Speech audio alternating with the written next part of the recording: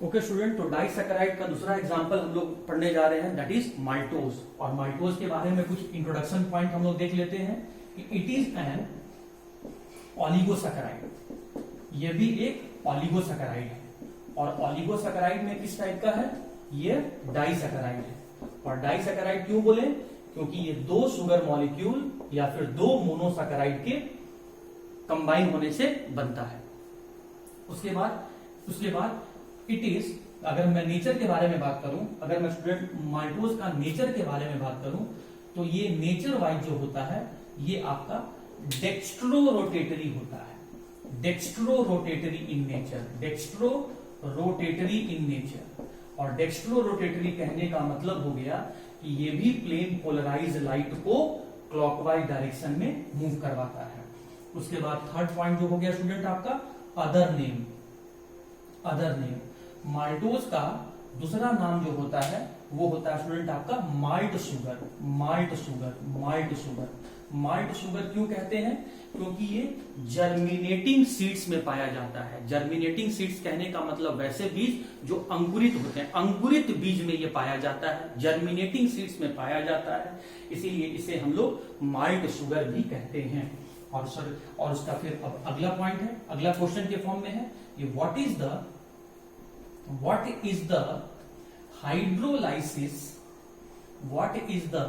Hydrolysis product of maltose.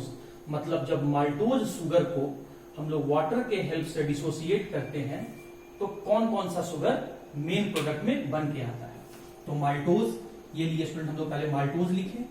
और maltose को जब हम लोग वाटर से रिएक्ट करवाते हैं in the presence of acidic medium या फिर in the presence of enzyme maltase, तो ये जो माल्टोज है वो डिसोसिएट हो जाता है दो मॉलिक्यूल ग्लूकोज में, तो हम लोग कह सकते हैं कि the hydrolysis product of maltose is 2 molecule of glucose. अगर इसी को हम रिएक्शन के फॉर्म में लिखें तो माल्टोज का भी फॉर्मूला होता है C12H22O11। जितने भी डाइसैकेराइड हैं सभी का फॉर्मूला C12H22O11 है। अब हमें क्या करवाना है इस माल्टोज का? हाइड्रोलाइसिस करवाने का मतलब वाटर के हेल्प से डिसोसिएट करवाना है। अगर कैटलिस्ट लेंगे तो कैसा कैटलिस्ट? Acidic catalyst. और अगर इंजाइम लेंगे तो कौन सा इंजाइम? Maltase enzyme. तो हमें क्या मिलता है? दो मॉलिक्यूल मिलेगा।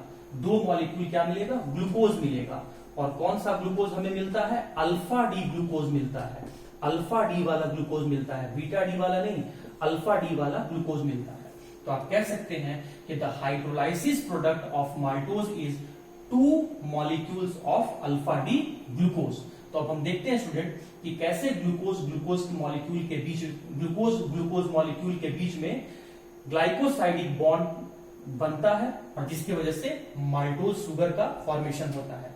आपको फॉरवर्ड रिएक्शन तो दिखा दिए, अब बैकवर्ड रिएक्शन देख लो कि कैसे ग्लूकोज मॉलिक्यूल आपस में ग्लाइकोसाइडिक बॉन्ड से जुड़कर माल्टोज शुगर बनाता है। और ग्लाइकोसाइडिक बॉन्ड ग्लूकोज के किस किस कार्बन पे बनता है कि माल्टोज शुगर बनता है। जैसे अभी मैंने आपको बताया कि सुक्रोज शुगर तब बनता है जब ग्लूकोज का फर्स्ट कार्बन और फ्रुक्टोज का सेकेंड कार्बन के बीच में ईथर लिंकेज का फॉर्मेशन होता है, तब सुक्रोज बनता है। तो माल्टोज बनाने के लिए हमने दो मॉलिक्यूल ग्लूकोज लिया, तो ग्लूकोज मॉलिक्यूल के किस किस कार्बन के बीच में ग्लाइकोसाइडिक बॉन्ड बनता है ताकि माल्टोज शुगर का फॉर्मेशन होता है। तो आइए देखते हैं स्टूडेंट, अगला हम लोग का पॉइंट है ग्लाइकोसाइडिक लिंकेज इन माल्टोज। इस पॉइंट को भी हम लोग देख लेते हैं। पॉइंट है हम लोग का ग्लाइकोसाइडिक लिंकेज इन माल्टोज। मतलब माल्टोज शुगर में ग्लाइकोसाइडिक बॉन्ड कहां प्रेजेंट होता है? तो मैंने अभी आपको बताया कि जब दो मॉलिक्यूल अल्फा डी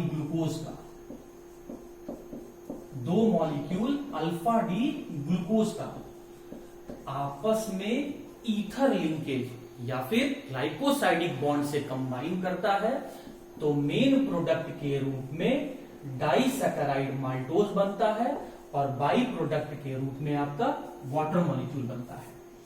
और अगर ग्लूकोज में अल्फा जैसा सिंबल लिखा हुआ है, इसका मतलब वो ग्लूकोज का साइक्लिक स्ट्रक्चर बताएगा। और ग्लूकोज का मोस्ट स्टेबल साइक्लिक स्ट्रक्चर जो है वो आपका बीटा डी वाला है, लेकिन हमें ग्लूकोज का कौन सा फॉर्म लेना है? Alpha D. अल्फा डी या बीटा डी स्ट्रक्चर किसने बताया था? हैवर्थ ने। और हैवर्थ ने जो ग्लूकोज का स्ट्रक्चर बताया था वो कौन सा था? पाइरानोज। और पाइरानोज कहने का मतलब हो गया स्टूडेंट 6 मेंबर्ड रिंग। तो हम 2 बार बनाएंगे 6 मेंबर्ड रिंग। तो ध्यान दीजिए स्टूडेंट, आप यहाँ पे 2 बार बनाना होगा हमें 6 मेंबर्ड रिंग। 2 बार बनाना होगा 6 मेंबर्ड रिंग। 2 बार बनाना होगा मुझे 6 मेंबर्ड रिंग। तो ये 6 मेंबर में पहला बनाया, और स्टूडेंट में देख सकते हैं कि ये मैं दूसरी बार जो है यहाँ में 6 मेंबर रिंग बनाया। 1 2 3 4 5 6 मेंबर हो गया। 1 2 3 4 5 और 6। तो ये 6 मेंबर में 5 कार्बन और 1 ऑक्सीजन होता है। तो 1 2 3 4 5 ये 5 कार्बन हो गया। तो बचा हुआ यहाँ पे 1 ऑक्सीजन करना है। 1 2 3 4 5 कार्बन हो गया, तो ये 1 ऑक्सीजन हो गया। 5 कार्बन और 1 ऑक्सीजन मिलके जो 6 मेंबर्ड रिंग बनेगा उसे पाइरानोज कहेंगे। 5 कार्बन और 1 ऑक्सीजन मिलके जो आपका 6 मेंबर्ड रिंग बनेगा उसे ही हम पाइरानोज कहेंगे। कार्बन का वैलेंसी 4 होता है, लेकिन यहाँ तो कार्बन का 2 ही वैलेंसी दिख रहा है। तो एक बॉन्ड ऊपर, एक बॉन्ड नीचे, एक ऊपर, एक नीचे, एक ऊपर, एक नीचे, एक ऊपर, एक नीचे, एक ऊपर और एक नीचे हो गया।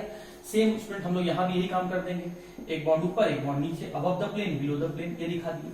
अब ग्लूकोज का फॉर्मूला तो स्टूडेंट आपका C6H12O6 होता है, लेकिन यहाँ तो आपका 5 ही कार्बन है। तो छठा कार्बन कहाँ गया? तो छठा कार्बन रिंग से बाहर होता है। तो ये छठे वाले कार्बन को जो रिंग से बाहर है उसे मैंने यहाँ बना दिया। छठा वाला कार्बन जो रिंग से बाहर है उसे मैंने यहाँ बना दिया। अब ग्लूकोज का हमें कौन सा फॉर्म लेना है? Alpha form. अल्फा फॉर्म कहने का मतलब OH कहाँ रहेगा? नीचे। फर्स्ट वाला कार्बन पे, फर्स्ट वाला कार्बन, ये सेकंड वाला कार्बन, ये थर्ड वाला कार्बन, ये फोर्थ, ये फिफ्थ, और ये आपका 6th वाला कार्बन है। ये आपका फर्स्ट वाला कार्बन, ये सेकंड वाला कार्बन, ये थर्ड वाला कार्बन, ये फोर्थ वाला कार्बन, ये 5th वाला कार्बन और ये 6th वाला कार्बन।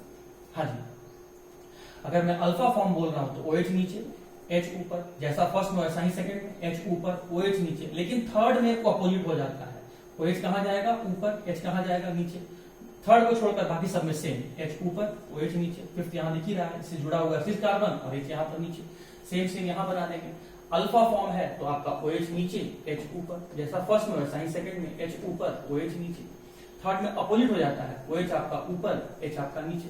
फोर्थ में बिल्कुल फर्स्ट सेकंड की तरह, H ऊपर, OH नीचे। 5th जो है वो 6 से जुड़ा हुआ है, देख सकते हैं 5th कार्बन 6 कार्बन जुड़ा हुआ है। तो अब इसका यहाँ पर H दिखा देंगे। अब स्टूडेंट देखिए, आप ध्यान से देखिएगा, होता क्या है कि ये ग्लूकोज का फर्स्ट कार्बन और ग्लूकोज का 4th कार्बन, तो यहां से जो है स्टूडेंट आपका, यहां से जो है, आप देखिएगा, ध्यान से देखिएगा आप यहाँ पे, यहां से जो है फर्स्ट कार्बन और 4th कार्बन से वाटर मॉलिक्यूल रिमूव होगा। कैसे? अगर मैं यहां से OH ले रहा हूं तो यहां से H ले लेता हूं, तो OH और H यहां से रिमूव हो गया वाटर मॉलिक्यूल के फॉर्म में। अब दोनों स्ट्रक्चर को आपस में जोड़ दीजिए, ये ऑक्सीजन बचा हुआ, इस ऑक्साइड लिंकेज से ये वाला पाइरानोज स्ट्रक्चर उस वाले पाइरानोज स्ट्रक्चर से कंबाइन हो जाएगा। तो बिल्कुल मैं ऐसा ही यहाँ पर बना दे रहा हूँ। ये आपका 6 मेंबर यहाँ बन गया, 6 मेंबर यहाँ बन गया, जैसा वहां बना हुआ है मैं ऐसा बना दिया यहाँ पे। ये भी आपका 6 मेंबर है, ये मैं यहाँ पर ऐसे बना दिया। ये आपका 6 मेंबर यहाँ पर बना हुआ है, 6 मेंबर यहाँ पर बना हुआ है, आप देख सकते हैं ये रहा।